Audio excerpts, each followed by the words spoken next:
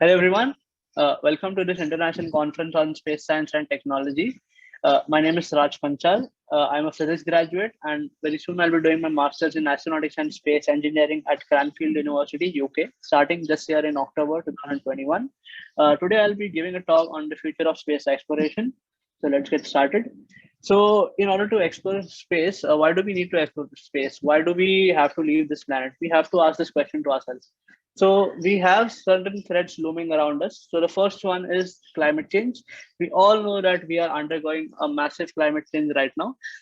We are given a timeline of somewhere around 9.5 to 10 years. We have to save this planet from undergoing a vast climate change. The second threat that looms large is asteroids.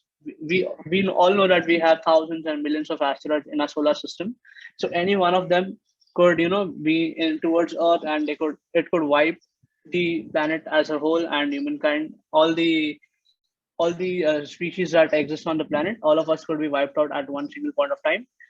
The third threat that looms around is the pandemic. We all know, since we are all recovering from a pandemic right now, the coronavirus that has been going around the globe, it has killed millions of populations across the world. So all of these threats are a threat to humankind as a whole. So we need to have a backup. So as you can see in this video, the Earth is heating up. The video shows that over the years, the planet has been heating up. These show the heat maps, heat diagrams. In the next slide, you can see the asteroid that has entered the atmosphere. This was somewhere around Japan, captured some years back. So a single asteroid, could wipe the entire planet out. So it's a significant threat, and there is no way we can save ourselves from this. So now the only option that we have is we have to, have a backup. We have to be living on some other planet, on some other heavenly body to safeguard our existence. So what is the first destination? The closest destination we have is our own moon. Now, where is the moon? All of us know that moon is a natural satellite of the Earth. As a lot of astronomers say, that the moon and the Earth, both of them have been, born from the same piece of rock, and both of them are bound in the same gravitational embrace. Now, why do we have to choose the moon? Why is it so important? The moon lies within the gravitational embrace of the Earth. So, if in order to go to the moon, you don't really have to beat the Earth's gravity. It lies within the gravitational pull of the Earth. So, it's easier to fly to the moon. The second important aspect is low gravity. Since moon has a low gravity, it's easier for rockets to take off from the moon. So, a lot of people from NASA and other space agencies have been trying and planning to set up a base on the moon so that it would be easier for rockets to launch from the surface of the moon. The third important point is fuel-rich minerals. So, as we all know, the lunar soil, the lunar regolith, is rich in certain components, so that's hydrogen and oxygen. So we could utilize these minerals to produce rocket fuels, and it would be very efficient. The fourth and the most important point is future missions. As I already said, it's easier to lift off a rocket from the surface of the moon. So in future, if we plan any interstellar mission, it would be easier to fly from the surface of the moon than it is to fly from the surface of the Earth. Now, what's the plan? So, as I said, NASA has been planning to set up a base on the moon. The first launch has been scheduled somewhere around 2024. It's called the Artemis mission, as you can see over here. So, what they're planning to do is they're planning to set up a base on the moon. It will be a self-sustaining base on the surface of the moon. They're going to be synthesizing all the minerals and producing rocket fuel on the surface of the moon. And we'll soon be having a launch pads from where rockets will be lifting off. And even the future Mars mission that we are going to be having, the future Mars mission, all the rockets and the necessary equipment will be flying over from the surface of the moon and not really from the surface of the Earth. Because since we have the atmosphere here on Earth, it's really difficult to take off from the surface of the Earth, and we lose a lot of energy. So it's easier to fly off from the surface of the moon. So a lot of such scientific experiments have been thought of, and they are going to be initiated soon. So Artemis mission is the next big mission that NASA has been planning. Now coming to the next important destination we have, Mars. Now, where is Mars? Obviously, we all know it's a part of the solar system. It's one of the planets in the solar system. But where is the solar system actually? So the solar system is a part of something really big called the Milky Way galaxy. As you can see, this is the galaxy that we live in. We are a part of. Now, where exactly are we located in this particular galaxy? As you can see in the dot over here, we are located somewhere around here. We are not the center of the Milky Way galaxy. We are at one of the outer edges of the Milky Way galaxy. And this is a photo taken from the surface of Mars. How do you see the Milky Way galaxy? So in the picture, you can see this is one of the spiral arms of the galaxy, and the galactic center lies over here. Now, this is the photo of our entire solar system. So in this photo, you can see that we have planets starting from Mercury, Venus, Earth, Mars, Jupiter, Saturn, Uranus, Neptune, and so on and so forth. We have the asteroid belts. Mars is the fourth planet from the sun, and the next planet to us, Earth. Over here, you can see the distances, the distance that separates the sun and the earth and the Mars, and the sun and the Mars. Also, one important thing to notice over here is, since Mars is located away from Earth than it is, the duration of a year that we have here on Earth is 365 days, but the year on Mars is almost a double that we have over here. So we can understand this from Kepler's law, as Kepler said that the farther the planets are, the slower they move. So one Martian year is henceforth longer than 1 year we have here on Earth. Now, how does the motion of the Earth? In order to understand the motion of Mars, we first need to understand the motion of Earth. So a lot of us think that we have the axis that passes straight through the center of the Earth. It's not like that. The axis is actually tilted to an angle of 23.5 degrees over here on Earth. And talking about the Mars, the axis is tilted to a little more towards the 25 degrees. So as you can see, the actual tilt of the Earth and Mars is somewhat similar. The next important thing is the radius. So over here or here on Earth, we have a radius of approximately 6,400 kilometers, 6,700 kilometers to be precise. And on the surface of Mars, the radius is 3,400 kilometers. So more or less, you can say that it's half of the radius of Earth. So these are the number of Mars that you can fit here on Earth. You can fit so many Martian planets here on Earth itself. So it's a very small planet. So coming to the moons of Mars. So as we have our own moon in the natural satellite of Earth, in a similar way, Mars also has not one but two moons. They are called Phobos and Deimos. So as you can see over here, they are pretty small moons. Phobos has a diameter of approximately 28 kilometers, and Deimos has a diameter of approximately 12 kilometers. So you can clearly see that the moons are pretty small, but they do exist. Now coming to the temperature fluctuation. So since we are planning to have settlements in the future, we need to see if the temperature is survivable or not, right? So over here on Earth, we have temperature that fluctuates all the way from a minus 100 degrees centigrade to a hot temperatures of the order of 70 degrees at the Sahara Desert. So, but on Mars, as you can see, the temperature variations is something that is very next level. uh, and the coldest there on Mars is approximately minus 150 degrees Celsius, and the hottest that it ever gets is only a mere 15 degrees Celsius. So it's really difficult for us to survive there. Now, coming to the $1 million question, is there really water on Mars? We all might have read a lot of controversies as to Mars really has water or not. So we can prove it with science. This is a photo of Mars captured from the orbiters that we have. You can see as we have ice here on the poles of Earth, we have ice on the poles of Mars as well. These are called the polar caps. So just as we have ice here on Antarctica on the planet of Earth, on the Earth, we have ice on the Martian poles as well. This is another picture. So water as we know it in the liquid form does not exist on Mars, but yes, frozen ice does exist, and not in the form of the ice as we have here on Earth. It's in the form of dry ice, carbon dioxide.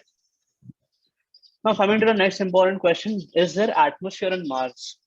Yes, there is atmosphere. There are clouds on Mars as well. Since there is atmosphere, there are clouds. But this atmosphere is not as thick as the atmosphere here on Earth. On the Earth, we have atmosphere that is made up of nitrogen and oxygen. We have 70% nitrogen and we have 20% of oxygen in the atmosphere.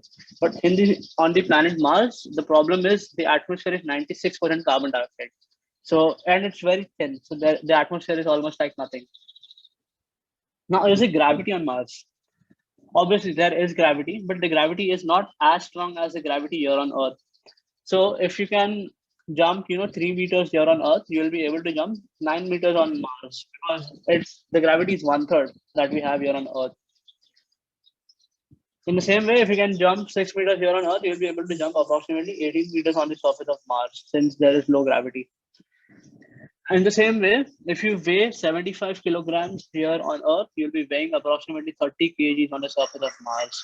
So one important thing to note over here, it's not that your mass is changing. Okay, the mass of the planet is changing. So an important way to calculate the weight is nothing but the product of mass and gravity.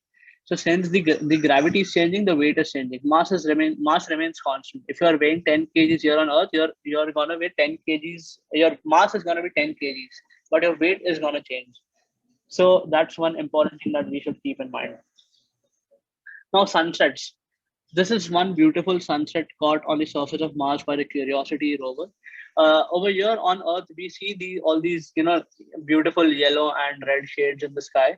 But since the Martian atmosphere does not really have a lot of clouds and atmosphere to refract and reflect light, we don't really see a lot of different versions of the colors. But you see the sun setting in a bright bluish white color. Now, why Mars? Why not any other planet? Why do we choose Mars? There are reasons behind it. One of the important reasons is it is a similar planet to the Earth. Mars and Earth are called sister planets. They have a lot of things in similar. One similar aspect is water. Okay, we have water here on Earth in liquid state. We don't really have water on Mars in liquid state, but yes, we have it in the solid state. Life, this is again a very controversial question. We haven't really seen any forms of life yet on Mars, but since there is water, a lot of scientists across the world claim that Martian habitat must be suitable for life. And of course, the history. When the solar system initially formed, there are a lot of theories that say that Earth and Mars have been formed from the same system. So yes. Now, reaching Mars, how are we going to be reaching Mars? So one of the important players in the human settlement reaching or conquering Mars is going to be SpaceX. So I'm sure all of you guys must have heard of SpaceX. It's one of the biggest rocket companies in the world, private rocket companies in the world. Elon Musk, obviously. So as you can see in this photo over here, you see the photo of this is the Falcon 9 rocket. Okay, it's the most powerful rocket in the world right now. Okay, it's the powerful rocket than Saturn 5. Saturn 5 was one of the rockets that took us to the moon, but this is a more powerful version of it. Now, the best part about this rocket is these are reusable rockets. So in the video, as you can see over here, these rockets can deliver payloads in space and they can land back on the surface of Earth. So the computer system, all the avionics that has been used is designed so up to the mark that they can deliver payloads and they can land back on the surface. So it is a very important new add-on to the rocket industry. Obviously, SpaceX leads the race right now. So SpaceX is going to be playing a big role in this, and not just the Falcon rocket, the Starlink, the Starship, no, my bad, the Starship rockets as well that Elon Musk has been working on. All of them are going to be playing a key role in the future missions to Mars. Now, another important thing that we could use to go into Mars is the space shuttle. So now, as you all know, the space shuttle has been decommissioned as of now. But in the future, if you are planning to have passenger flights to Mars and other planets, we could, use the space shuttle because it would come in really handy, and it's one of the best rocket systems or the best flights we've ever had. So we could use it. Now, how would the trip to Mars look like? We could have something like a module attached to the International Space Station. You could, as you can see in the diagram over here, in the picture over here, we could have a module attached to the International Space Station, and we could, set up gravity on it. Now, how do we set up gravity in space? The thing is, if you try and rotate it at a certain velocity such that the centrifugal force balances the force of gravitational attraction, you can set up a gravity, you can stand on the surface basically. So that is how gravity is created. That is how this person is running in the in the uh, in the base. Yeah. So now the another important thing is radiation shielding. So when we are in space, one of the important aspects to think about is radiation. Because in space there are a lot of radiation and there's nothing saving us from them. So a lot of people have been working on this. Now the problem is gamma radiations. Okay. The problem is we can save ourselves from alpha radiations, beta radiations, but gamma radiations are very dangerous. Magnetic field are typically used to ensure our safety against them. But the problem with gamma radiations is they are so highly energetic that not even magnetic field can stop them from coming. So if you are planning on a journey to Mars, it's going to be a long 7 to 8 month journey, and having our bodies exposed to radiations for such a long time is not really a healthy signal. So people are trying and working on the radiation shielding part of the spaceship, and very soon we might have a big breakthrough on this. Now, where will we live on Mars? Assuming we make it to Mars, we are going to be needing settlements over there to live, right? So people have come up with solutions for this as well. Now, good thing for us is, fortunately, the Martian regolith, basically the soil on Mars, is very rich in minerals. Okay, so we can basically try and make houses of them. And the best part about the Martian regolith is that it offers some shielding from the radiation as well. So now, since there is a very thin atmosphere in Mars, the sun's ultraviolet radiations are very strong, stronger than we have here on Earth. So we need to have some protection against them. So the houses that are made of this regolith bricks are going to be offering us protection against. Now, one of the great things in this is there's a company called AI Space Factory. They have come up with a solution to this. They are going to be 3D printing houses using the Martian regolith, and they are going to be making honeycomb structures and bunkers for us. So this has been tried and tested just by adding a small polymer additive in the Martian regolith. We can make it sufficiently strong enough to build houses and all. So we are going to be 3D printing houses for ourselves on Mars. And this has been tried and tested. There are settlements made by AI Space Factory, and this project has been funded by NASA. Now, what are we going to eat? Obviously, for us to survive, we need to eat and drink water. So how are we going to eat? So there is this technique of agriculture. It's called hydroponics. So it is basically soilless farming. As you can see in the photo over here, you use a substrate material in which you put the plants. They are given a nutrient bath, a water bath, and they are attached to. Basically, there's an electronic system attached to it. There is a microprocessor attached to it that is programmed as to what minerals are to be given and what time, how much proportion of water is to be given, and what how many intervals of time. So it is all programmed, and it is a very efficient way of farming. So this is one of the techniques that we can use to farm on Mars, and this is one of the techniques that has been tried and tested even on the International Space Station. So this is one of the key things that is going to help us. And how are we going to do it? All of this 3D printing houses, hydroponics, all of it, how is it going to happen? It's obviously going to happen with science, right? Now, another important milestone that we have right now is these robots, these machineries. So as you can see on the left, this is a water filtration unit. So obviously, as I said, we are going to be needing water to drink on Mars as well, right, to survive. For us to survive, we are going to be needing food, clothing, shelter, and one more thing is oxygen. So all of these things need to be taken care when we're going to some other planet. So this is one of the important experimental apparatus that has been made by one of the NASA scientists. This is a water filtration unit. Basically, we are going to be sucking out oxygen from the Martian atmosphere, and we are going to make water on the surface of Mars. So in order to purify this water, we are going to be using this water filtration unit.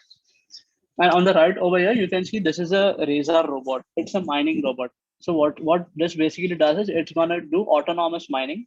It's going to dig in the surface of Mars, extract minerals, and it would help us again come up with fuels and all for rockets. So this is another break. Now, how will we travel around Mars? Obviously, we are not going to be. We want to explore the planet, right? We are not going to be living in one particular place. So how are we going to travel? So this is one of the vehicle prototypes that NASA has been working on. We are going to be having such vehicles on the surface of Mars. Now, as you can see over here, the tires are different. So since we are going to a different planet, we need to take care of a lot of different things as well, right? So the tire construction, everything it differs from the tires we have here on Earth. Even the rovers that you see that have been sent to Mars have such similar tire constructions. So this is one of the important breakthroughs as well. So this is one of the videos from the Apollo 13 mission where an astronaut is doing a EVA, extravehicular activity, on the surface of the moon. So we could, do such things on the Martian surface as well.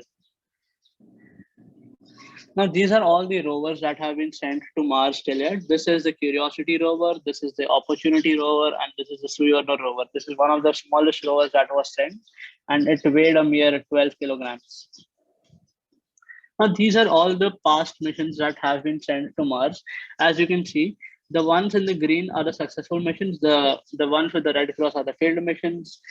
So we don't really have a very good success ratio when it comes to landing on Mars. The only problem in landing on Mars is the very thin atmosphere. Since the atmosphere is so thin, there is nothing to slow you down. So that is where a lot of a lot of space industries across the world have been working, and they're trying to come up with solutions. But yes, we are getting there. It's on a good rise. Now, this is the latest rover that we sent on Mars. It was sent somewhere around 30th June. It's called the Perseverance rover. It was launched by NASA on 30th June 2020, and it landed on the surface of Mars on 18th of February 2021. So it has successfully landed on the surface of Mars, and it has already started its activities. Now, the best part about this rover is it is carrying a device called MOXIE. That is, it's a very small device, and what it is going to do is it is going to suck in the Martian atmosphere, basically the carbon dioxide from the atmosphere of Mars, and it's going to give out oxygen on the other end. So we are going to produce oxygen on the surface of Mars using this device. So that is one of the great things that NASA has done with this mission. Now, what are the other countries that come into the picture? A lot of other space industries, a lot of other industries across the world have been trying to get in. So these are some of the industries. There is JAXA, there is ISRO, obviously our own space agency, India's space agency. There is Roscosmos from Russia. There's a Chinese space agency. There's the Saudi Arabia space agency, UAE space agency. They recently sent a probe to the Mars called Hope. So even they have entered the space game now. So what's the basic aim? We have to terraform Mars. We have to, as of now, Mars is this red planet that we see. We have to turn it from red to blue in order to make it livable. So this is the color code that we have to follow. It is red right now. We have to convert it from red to green using all the plantations and eventually green to blue. Now, this is our mission. We are designing a sustainable settlement in Mars to maintain a continuous human presence because it won't just safeguard our existence, it will make us interplanetary species. Now, why do we have to go to Mars? Why? I mean, why, even think of going to some other planet? Why do we think of this? Why not, right? We humans are born explorers. We have this curiosity thrive within us ever since our birth. So we started at one particular point on this planet and we conquered the entire world in no time. We started all the way from sending letters across distances to now we have technologies like smartphones that connect us in no time. We used to use animals for transportation, and now today we have electric cars. From just thinking about ideas and executing it, we have come all the way. So why not go from one planet to another? So now comes the interesting part. What will we do on Mars? What are we going to do? Obviously, we'll explore. We'll do some science. We'll also have tourism. A lot of countries have been eyeing Mars as a popular touristic destination in the future.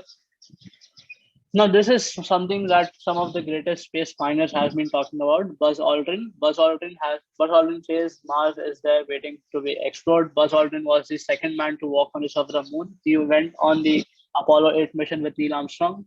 Then there's Elon Musk says that Mars is the only place in the solar system where it is possible for life to become multiplanetary. Obviously, all of us know Elon Musk. He is the guy shaping the world right now and the richest man in the world right now, obviously, not to be forgotten. And then there's Scott Kelly, a guy who spent a year in space. By going to Mars one day, we will make things better for us here on Earth as well. So these are all three of them. This is Buzz Aldrin, that's Elon Musk, and this is Scott Kelly. Not just male astronauts, female astronauts have also been aiming on Mars missions. Samantha Cristoforelli says going to Mars will be something the next generation of European astronauts will do. All of these are future astronauts that have been, eyeing Mars missions, and they are also selected for a couple of them. These are the female astronauts that will be soon be flying to the surface of Mars in the coming years. And At lastly, all I would say is this thin line over here that you see, this is our planet Earth, obviously. This thin blue line that you see is only the difference between life and death. Over here, all we have is life, and as you enter, the moment you enter vacuum, everything dies, everything goes blank.